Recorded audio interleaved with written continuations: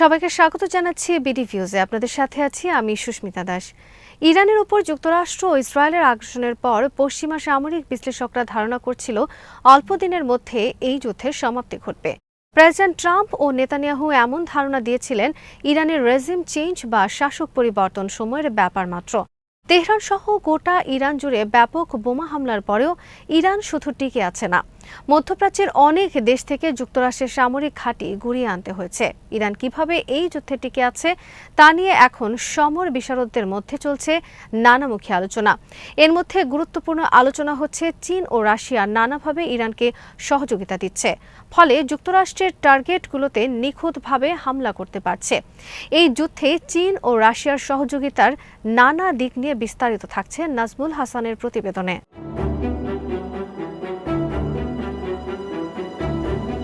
Washington post সাম্প্রতিক এক প্রতিবেদনে জানিয়েছে, রাশিয়া ইরানকে সংবেদনশীল গোয়েন্দা তথ্য সরবরাহ করছে। ৩ জন ঊর্ধ্বতন মার্কিন কর্মকর্তা দ্য ওয়াশিংটন পোস্টকে এই তথ্য নিশ্চিত করেন।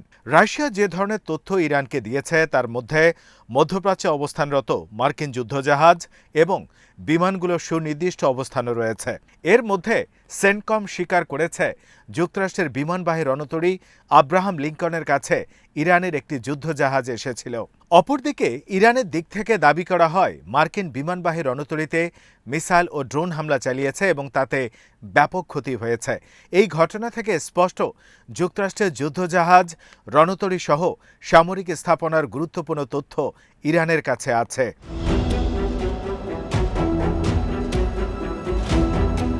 ইরানকে রাশিয়ার এই তথ্য দেওয়ার খবর প্রকাশের মধ্য দিয়ে শুধু ইরান রাশিয়া জোট নয়, ওয়াশিংটন পোস্ট যুদ্ধের একটি নতুন রূপ উন্মোচন করেছে। এটি এমন এক যুদ্ধ যার কোনো সম্মুখ সমর রেখা নেই, যা ট্যাঙ্ক বা ক্ষেপণাস্ত্র দিয়ে নয়, বরং রাডার রশ্মি, স্যাটেলাইট ফিড এবং এনক্রিপ্ট করা তথ্যের মাধ্যমে লড়া হচ্ছে। বর্তমানে উপসাগরীয় অঞ্চলে যুদ্ধক্ষেত্র হল ইলেকট্রোম্যাগনেটিক স্পেকট্রাম এবং উভয় পক্ষেই একে অপরকে অন্ধ করে দেওয়ার জন্য লড়ছে।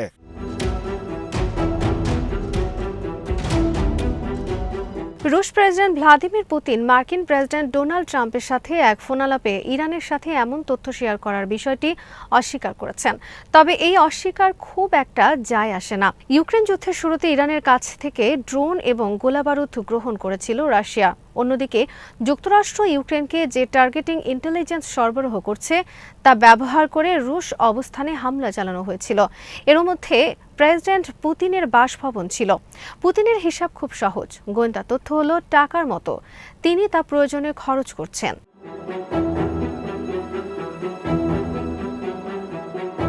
সিআইএর সাবেক কর্মকর্তা ক্রোস রিডেল বলেছেন, আধুনিক যুদ্ধে বুলেটের চেয়ে তথ্য সমন্বয় বেশি মূল্যবান। যে জানে শত্রু কোথায় আছে সেই জয়ী হয়। উপসাগরীয় অঞ্চলে এখন ঠিক এই দৃশ্যই দেখা যাচ্ছে।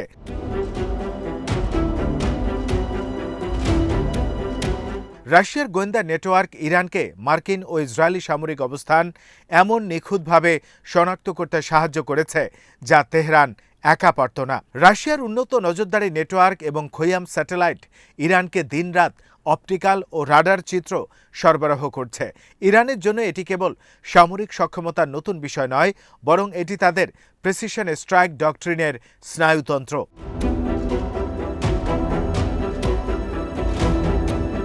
কুয়েতে মার্কিন সামরিক স্থাপনায় ড্রোন হামলায় 6 জন মার্কিন সেনা নিহত হয়েছিল। এতে আরও ক্ষয়ক্ষতি হতে পারত।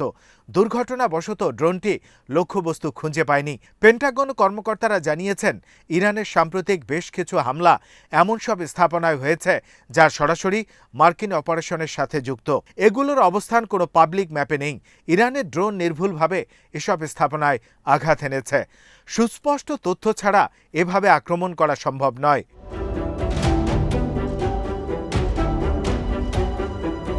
রাশিয়া যেমন ইরানকে মার্কিন সামরিক স্থাপনাগুলোর গুরুত্বপূর্ণ তথ্য দিচ্ছে, তেমনি চীনও ইরানকে সহযোগিতা করছে, কিন্তু প্রকাশ্যে তার কোনো প্রমাণ নেই।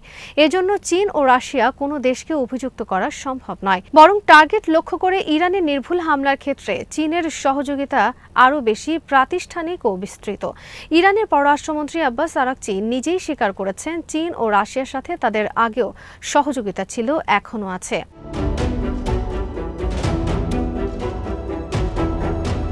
বেইজিংয়ের ভূমিকা কিছুটা নীরব হলেও তা কম গুরুত্বপূর্ণ নয়।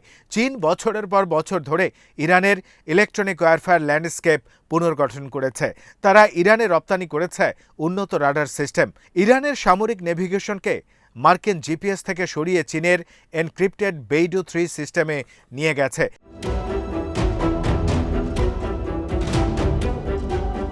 চীনের সরবরাহ করা YLC-8B অ্যান্টি স্টেলথ রাডার মার্কিন স্টেলথ বিমানগুলোর অদৃশ্য থাকার ক্ষমতা কমিয়ে দেয়। এর মধ্যে মার্কিন F-35C ও B-21 এর মতো যুদ্ধ বিমানও রয়েছে। এছাড়া ইরান চীনের কাছ থেকে 50টি CM-302 সুপারসনিক অ্যান্টিশিপ মিসাইল কেনার বিষয়ে আলোচনা চালিয়ে যাচ্ছে। এই মিসাইলগুলোকে ক্যারিয়ার কিলার বলা হয়। মার্কিন যুদ্ধজাহাজ USS আব্রাহাম লিঙ্কন ও USS জেরাল্ড আর ফোর্ড বর্তমানে এই ক্ষেপণাস্ত্রের আওতায় রয়েছে।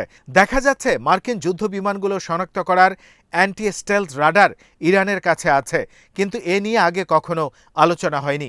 একইভাবে ইরানের হাতে যদি ক্যারিয়ার কিলারের মতো মিসাইল আসে তাহলে পুরো যুদ্ধ পরিস্থিতি অনেকটা বদলে যাবে।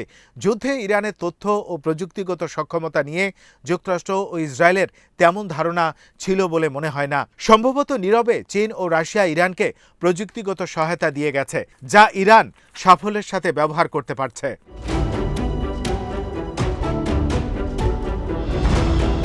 ইরানকে মোকাবেলায় অবশ্যই যুক্তরাষ্ট্র এবং ইসরায়েল হাত গুটিয়ে বসে নেই। তারা যৌথভাবে ইরানের নেতৃত্বের গতিবিধি ট্র্যাক করছে এবং IRGCর কমান্ড সেন্টারগুলোর মানচিত্র তৈরি করছে। অপারেশন রোরিং লায়ন এবং এপিক ফিউরির শুরুর দিকে তারা ইরানের রাডার অবকাঠামো ধ্বংস করে দিয়েছে।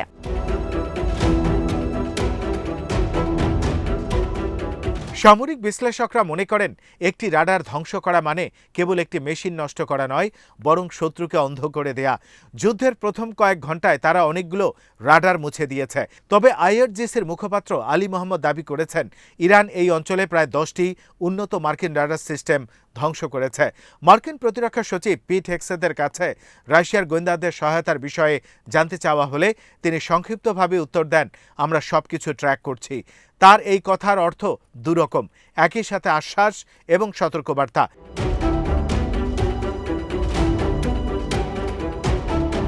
কয়েক দশক ধরে উপসাগরীয় অঞ্চলে মার্কিন ইসরায়েলি প্রযুক্তিগত আধিপত্য ছিল অপ্রতিদ্বন্দ্বী।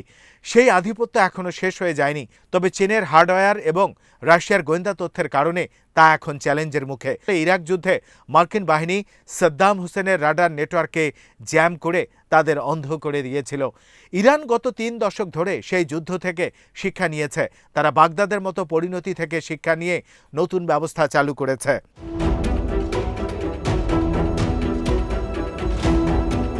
চীন এখানে ইরানকে আদর্শগত কারণে সাহায্য করছে না, বরং তারা এই সংঘাতকে একটি লাইভ ফায়ার ল্যাবরেটরি হিসেবে ব্যবহার করছে। মার্কিন রণতরীর বিরুদ্ধে প্রতিটি ক্ষেপণাস্ত্র হামলা থেকে প্রাপ্ত তথ্য বেইজিং তাদের সামরিক পরিকল্পনাবিদদের দিয়ে বিশ্লেষণ করাবে। এর লক্ষ্য হলো যাতে ভবিষ্যতে তাইওয়ান সংকটে তারা সুবিধা পায়। অন্যদিকে রাশিয়া চাইছে ইরানকে ব্যবহারের মাধ্যমে মার্কিন শক্তি ও সম্পদকে এই অঞ্চলে ব্যস্ত রাখতে।